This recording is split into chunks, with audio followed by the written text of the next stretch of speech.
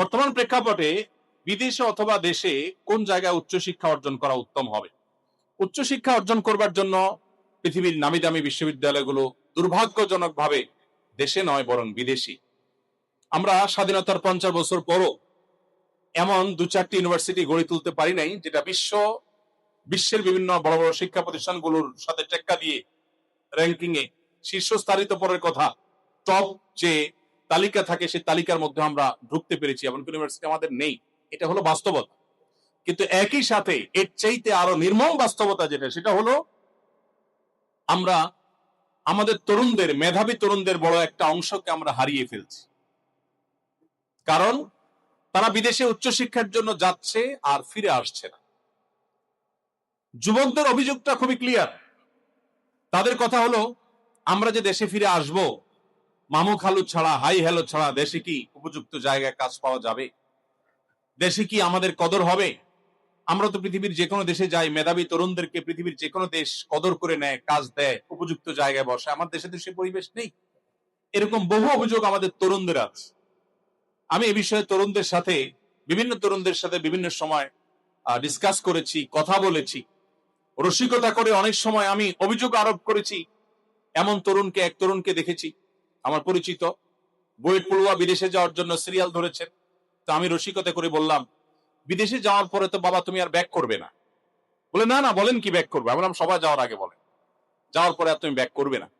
খুব কমই ব্যাক করে। প্রথম যাওয়ার পরে কিছুদিন বাবা মার সাথে খুব হাই হ্যালো চলে। এরপরে একটা সময় যাওয়ার পরে আস্তে আস্তে কলের পরিমাণ কমতে থাকে। বিয়ে শাদী হয়ে গেলে মাঝে মধ্যে আসে, মাঝে মধ্যে বাপ মাকে নিয়ে যায়। এরপরে অপেক্ষায় থাকে বাবা মা কখন মারা যায়।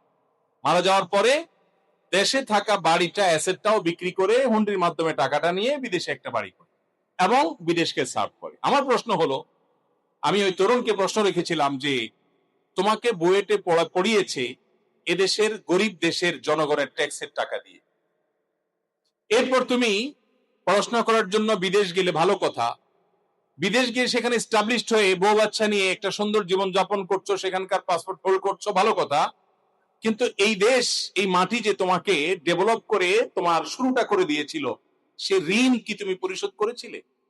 সে ঋণ কি পরিশোধ করবার চিন্তা একবার আদৌ হয়?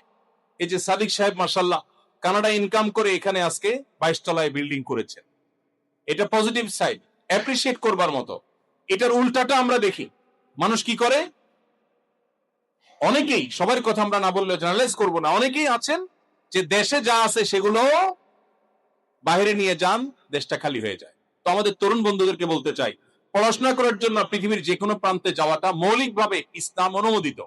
কিন্তু সবচেয়ে বড় বিষয় হলো, আমি পড়াশোনা করতে গিয়ে সেই পরিবেশ দ্বারা প্রভাবিত হয়ে আমার মুসলিম আইডেন্টিটি হারাবার সংখ্যা যদি জোরালো হয়, তাহলে আমার জন্য এই শিক্ষা অর্জন করার জন্য যাওয়া না যায়।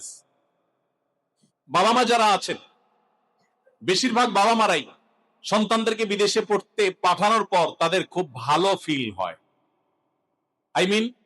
ভাবসাব জাহির করতে ভালো ফিল হয়। কেউ জিজ্ঞেস করে, ভাই বাচ্চা কয়টা, ছেলে মেয়ে কয়টা?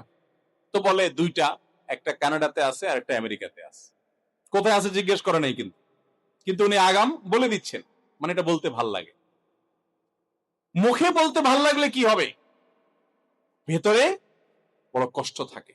কারণ কোন বাবা মাই সন্তানকে বিদেশ পাঠিয়ে মানসিকভাবে সুখে থাকতে পারে না, ইম্পসিবল, কোনো দিনই সম্ভব না।